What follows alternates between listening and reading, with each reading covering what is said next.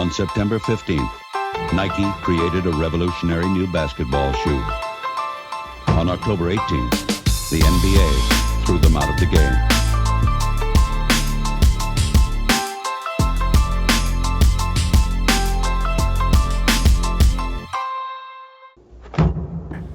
So the impact of the Jordan 1, it's almost kind of hard to put into words because it was such a phenomenon. It was such a movement from the very onset. So for those that don't know, it released in 1985 and it was immediately a hit, mostly because of the colors. As you see, it was black and red and white, which is not something that we saw a lot of back then. And most colors of shoes, especially shoes that you saw on the court, were just one color. And this broke that rule. And although back then no one knew Michael Jordan would be the incredible athlete that he is now, there were hints of it and people were really excited about him, especially people in Chicago.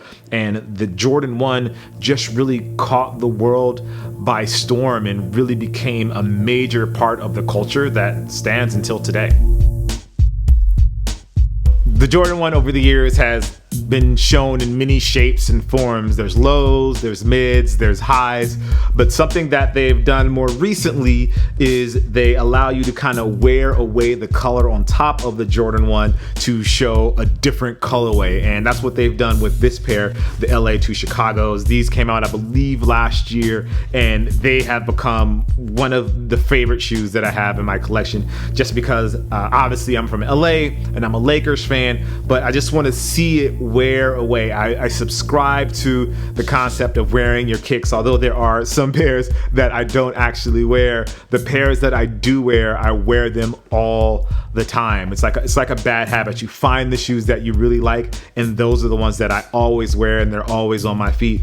And this is one of those pairs. You can see it's already starting to wear away. I cheated a little bit just so I could see what's on the inside, but you can see like they're dirty and they start cracking and there's a crease. I cheated a little bit with this one and put a little bit of acetone just so I could see what's underneath, but you can already see like they're creasing here at the toe. You can see they're dirty here on the midsole. The tumbled leather is cracking a little bit, but I think that's what makes these mine. That's what makes these personal to me, and they show this is the Jacques personality on a Jordan 1.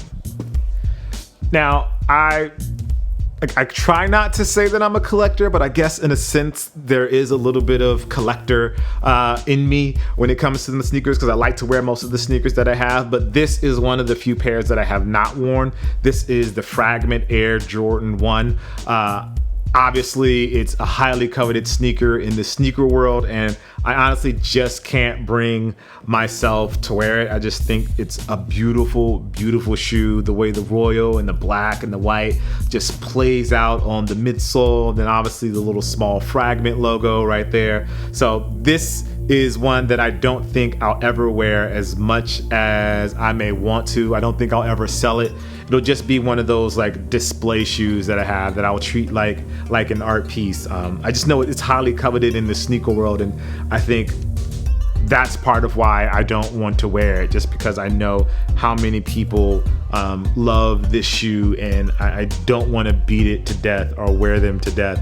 I just rather let them sit and let them grow and let them just be a piece of artwork that I have in my studio. And that's cool. I feel like it's cool, something that I can show other sneakerheads that come over, show them like it's almost like my display piece. This is one of the cool pieces that I have.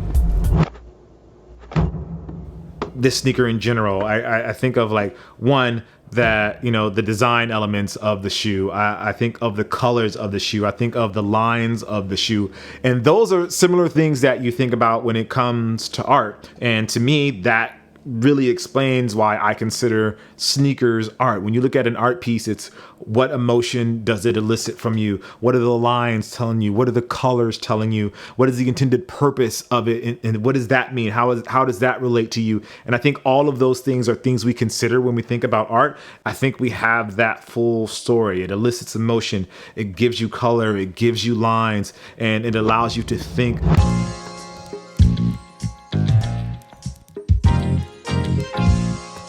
This is a relatively new Air Jordan 1. As you guys see, this is the Jordan 1 Flyease. And the reason why this one has, I guess, such a place in my heart is because it's a shoe that Nike created specifically for those that have trouble putting on their shoes or that have trouble with like their manual dexterity. So this one has the whole Flyease concept that allows the shoe basically to unravel and you can just slide your foot in and put it on. Because the Jordan 1 is such a cool part of sneaker culture and everyone should be able to experience sneaker culture, I really love this shoe and what they did with the design because it takes into account, you know, really everyone. Anyone that wants a Jordan 1 can wear these. It has the Velcro here to lock it down so there aren't any traditional laces, and the Velcro at the top, and then the Flyease lace. And they've done Flyease basketball shoes and Flyease running shoes, but this is like the first Flyease lifestyle shoe because obviously I consider the Jordan 1 like a lifestyle shoe these days, and this just really opens up the world of sneakers. If you're a sneakerhead, you generally have a Jordan 1 somewhere in your collection. And before this, those that have a disability or weren't able to put the shoes on by themselves because of their manual dexterity or whatever the condition was, they couldn't. But this opens up that world to a whole slew of people that will have the ability to try the Jordan 1 and be comfortable in it and do it on their own in a very long time. All right, for this one, be honest, I wasn't a big fan of the Air Jordan Mid before this one came along. I have literally one other Air Jordan Mid in my collection. And the reason why I got this one initially was just because my friend Blue, he designed this shoe as part of the Air Jordan 1 Fearless pack. But once I got it and I had a chance to really feel the materials and look at the shoe and get it in hand, it really changed my mind on the way that I thought about the Air Jordan 1 Mid.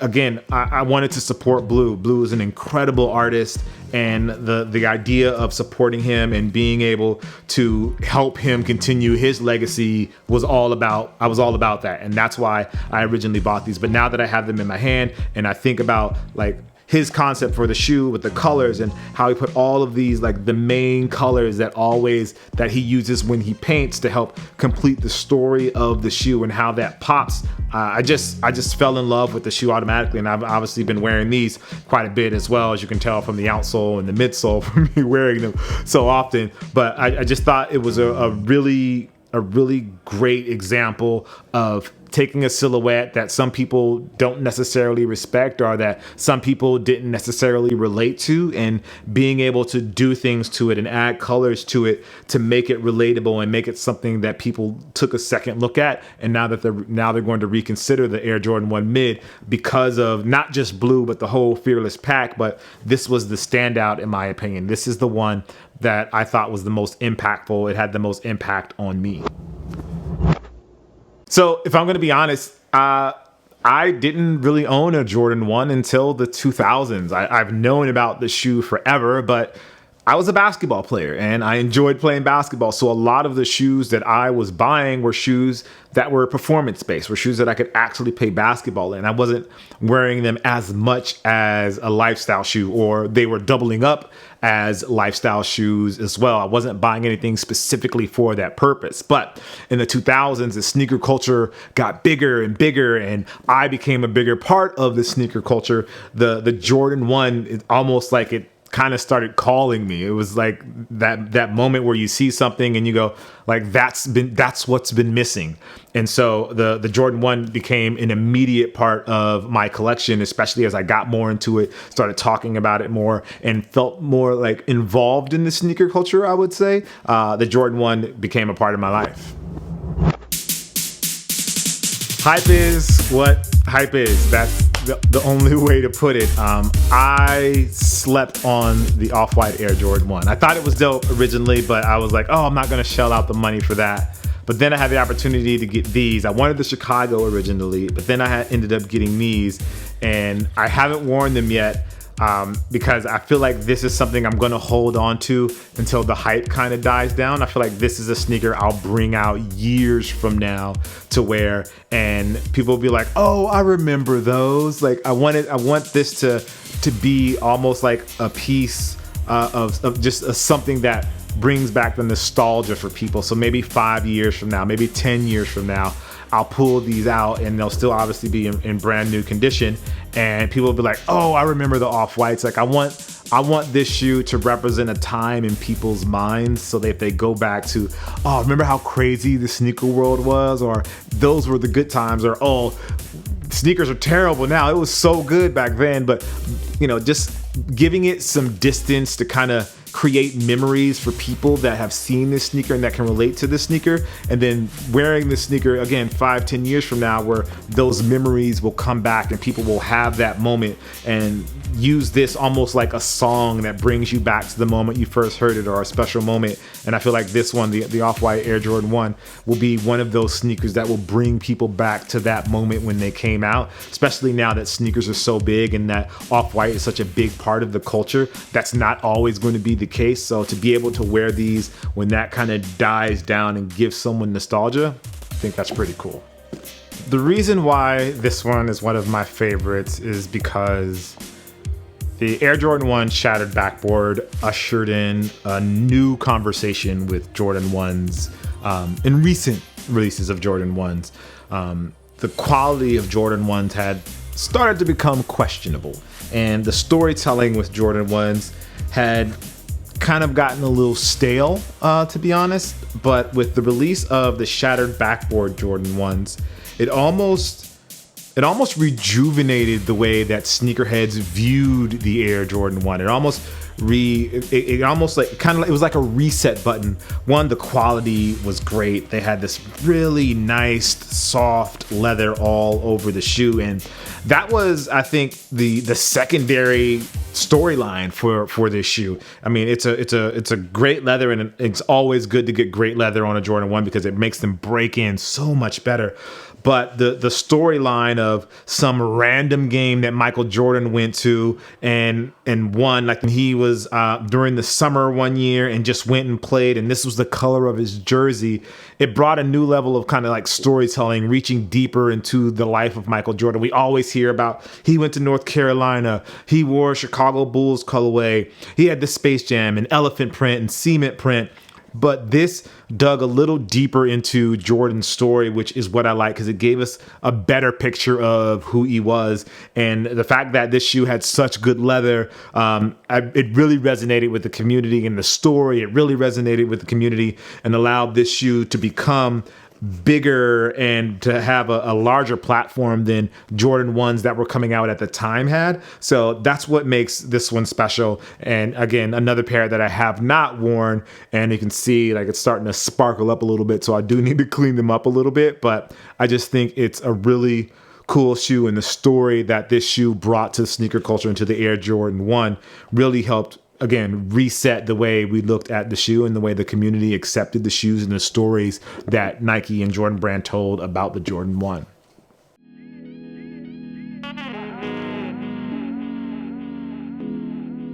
So this is the Travis Scott Air Jordan 1, and this, I guess it's a custom is what you would call it. So the big thing about the Travis Scott Air Jordan 1 is that he reversed the swoosh. I wasn't particularly excited about that concept, about the reversal of the swoosh. And so I actually paid someone to put the swoosh the right way. No one has really noticed yet, which is really weird. You would think that with something that has such a big design element being flipped and changed, that people would immediately be like, those are fake, or what is that? But I haven't gotten that yet. People just see this as the Jordan 1 and they're just like, oh, it's the Travis Scott's, and then they leave it. Some people look at it a little weird. They try to figure out what it is, but I think the funny thing is I think we're so used to the Nike swoosh going the right way that they just assume that it's right and that's the way it's supposed to be, as opposed to being in reverse, which is the way it's actually supposed to be based on Travis Scott's feedback. But again, this is a cool one. Obviously, it's super hype in the moment because it's Cactus Jack, has his logo there, has the stash pocket on the inside for whatever it is you want to stash. 25 cents because you want to use the phone, or 55 cents you want to keep it in there in case you have to use the pay phone if your cell phone's not working. And I think the pops of red are really cool. Has the Cactus Jack there, the pops of red there, and then actually on the inside of the stash pocket, it's red there as well, which I think is a nice little detail that most people overlook. And because you don't get to see it, it's not something that shows on the outside. It's kind of like an internal thing. So that's why I love these. And it's one of my favorites, and I've worn these quite a bit as well. As you can see, they're creasing at the toe, but that's what you do when you wear your shoes. So a lot of people don't necessarily know that now, as big as sneaker culture has gotten, that the original retro for the Air Jordan 1 was way back in 1994. And to be honest, they didn't really do that well. People were not super excited about the Jordan 1 coming back then, but then they started coming back in the 2000s, and that's when things really changed. I think a lot of that actually has to do with the sneakerheads that were younger, that were in the 90s, like those 90s sneakerheads. They had gotten a little older and actually had money to spend on sneakers. So when they started retroing the Jordan 1 in the 2000s, people were more interested in them. One, because sneaker culture was growing, and I think just the popular culture of the 80s and 90s was kind of having this nostalgic moment where it was becoming more and more important, and people were getting more and more excited about it. And the Jordan 1 really reaped the benefits of that transition, or that change in the way pop culture saw sneakers. Jordan 1s haven't been the most comfortable, even though it's a shoe that I absolutely love. They're not the most comfortable shoes in the world, and I think we all know that at this point. But when they released these, this is the Flyknit Air Jordan 1, and obviously in the Royal colorway, that totally changes. So obviously the Flyknit upper feels like a sock. So you have that sock-like feel on the upper, which is better than the leather in certain situations. This is like the summer Jordan 1 because your feet don't get hot because it's breathable.